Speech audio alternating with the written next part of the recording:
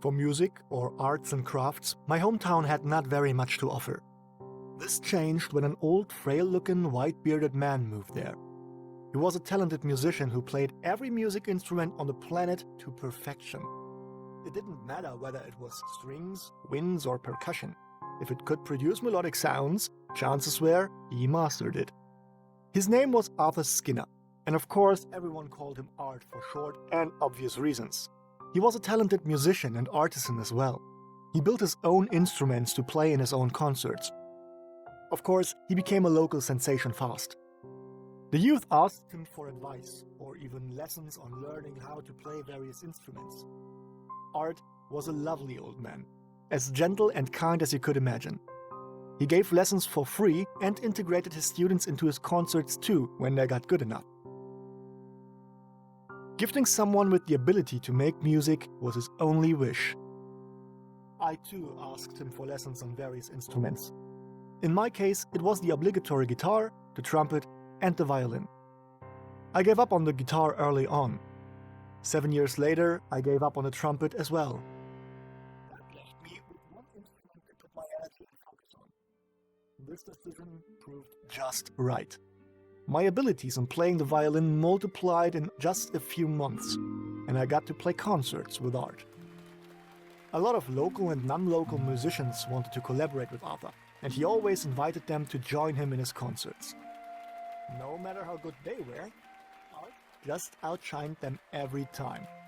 Not just with his skillful playing, but with the intriguing sounds he coaxed out of his self-built instruments.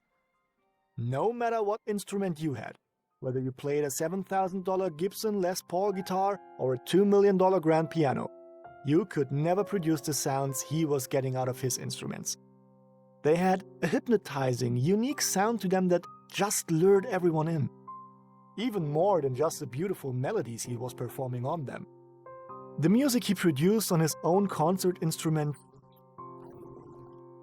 He could play any of his instruments and put everyone in a trance. There was some strange atmosphere going on when Art played his pieces.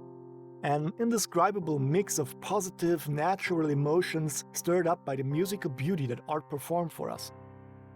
Imagine what must have gone through the people's minds in the movie Perfume when they smelled the titular perfume of Grenouille. Just with sound rather than smell.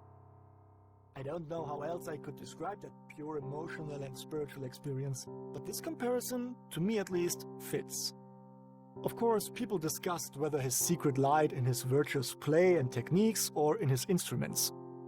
I gotta admit, it was us students most of the time. Many of us got frustrated. No matter how hard we trained or how well we played, we felt like he refused to show us how to reach the next level of mastery of our instruments. Even I, his best violin student, knew he not only held back a personal secret, which I understood, but I believed he held me and the other students back as soon as we reached a critical point in our progress. Art just refused to teach us anything other than techniques, theory, and theory.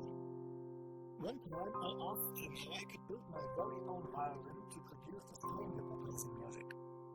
He just ignored my question and continued his lesson. I never asked again. My relationship with Art profited from this decision. Although he never had a bad day, a foul mood, or was angry, I sensed our lessons became much less stringent. He seemed to enjoy teaching and performing with me more than with others. I guess this was his way of expressing his appreciation for me not getting on his nerves any further. He became a surrogate grandpa to me, and since Art had no family of his own, he took on that role just as he took on teaching us. Over time, Art became known as the Da Vinci of music because of his sheer endless musical talents and abilities. His concerts became the most exclusive in the land. Every musician sought lessons from him, but Art stuck to the students that came to him first, meaning us pestering small-town kids. But Art did not get younger. His slim body got more and more skinny, and his usually steady hands started shaking. Everyone could see that Arthur Skinner would not get much older anymore.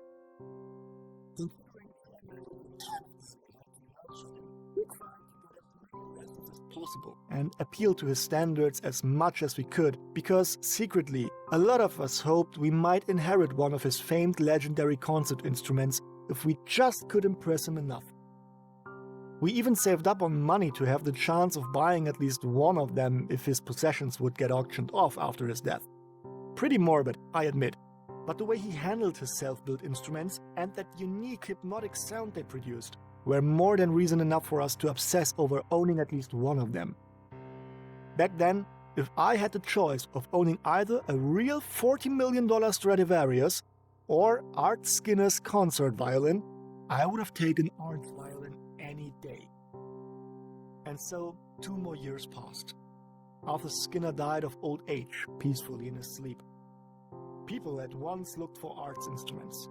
It didn't even matter if it was by legal means or not. As his favorite and best violin student, the others came up to me, but even I had not the slightest idea where he stored them. I only could assume. I believed since they were priceless and he was so protective over them, he would not have risked them being stored somewhere he couldn't watch over them permanently. This sounds like grave robbing or being heartless, ungrateful, and greedy for someone's possessions, I know, but believe me, you would understand if you ever heard these instruments in play. People later banked on the belief that his belongings, including the concert instruments, would get sold off soon. However, a mere day after his passing, his house suddenly got closed off by authorities and the property got swarmed with police. Soon rumors started, saying someone might have killed Art over his unique instruments, and police forces were now looking for clues on who it was. After all, the entire town was after his concert instruments in secret. Everyone blamed everyone else. Soon, no one trusted anybody else in our town based on mere rumors with no proof. It was weeks until the secret of the police investigating around Art's property got lifted. The investigation report showed that Art, or Arthur Skinner, was not the old man's actual name. Police found inconsistencies in his birth certificate. It turned out that his actual name was Oscar Sherfield, wanted for violations of graves, grave robbing, and desecration of corpses. That meant, of course, that his music instruments would not get sold off. The lead investigator said that Art's instruments will never get sold, ever. The reason behind this answer shook us to the core. And suddenly, it clicked in our heads and everything made sense.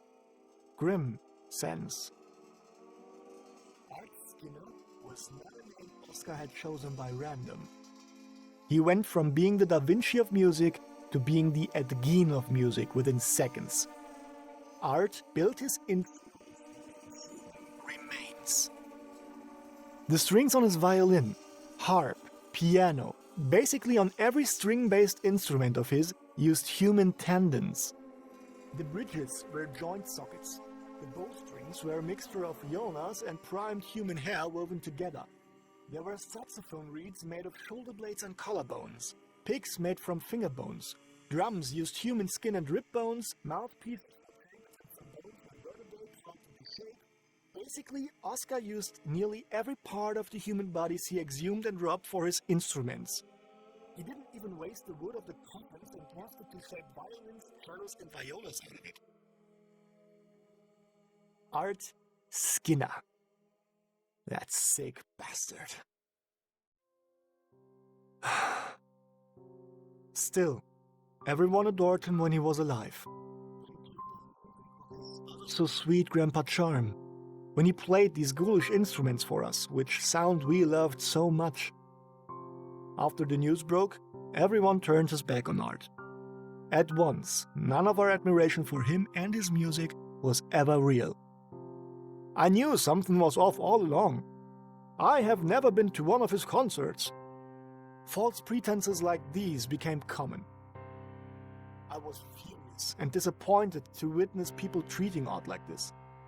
They knew him for years, and he gave them so much. I too condemned Oscar Sherfield's actions, but that man was a stranger to me. That is why I still remember him as Art, not Oscar. No matter what his actual name was or who he was before he moved to our town.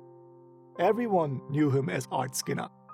A lovely, wholesome virtuoso on a plethora of instruments. Kindness personified, a lovely old man who introduced our entire town and an entire generation to the beauty of classical music. This is everything I am going to remember him for, especially because no one else will. I moved away after the events surrounding Art. I still remember his lessons though, daily. Sometimes I get melancholic when I think about my years with Grandpa Art. When that happens, I put away my instrument and pick up the present I got from Art at my last violin lesson. I wrote a piece for my old teacher, so a great grandpa and friend, that I play with his gift only. Shedding tears while my bow flies over the strings, I listen to this hypnotic sound my gift produces. It now has these chilling, ominous undertones vibrating through my entire body and mind, adding up to an overall new feeling and atmosphere. Chilling, yet soothing. Horrifying, yet horrifyingly beautiful. I play it to the best of my abilities, still trying to one day match Art's mastery of it. There still is a long road ahead, but my progress is fast and steady. I will match Art's skill one day, and one day I will surpass my old teacher. I never forgot a single lesson he taught me. I especially took to heart how to take good care of my ear. Playing on my gift wears it down, and it will need maintenance too. Soon, I will have to restring it. And thanks to the lead investigator's remarks back then, I know just the right place to go for picking up new strings.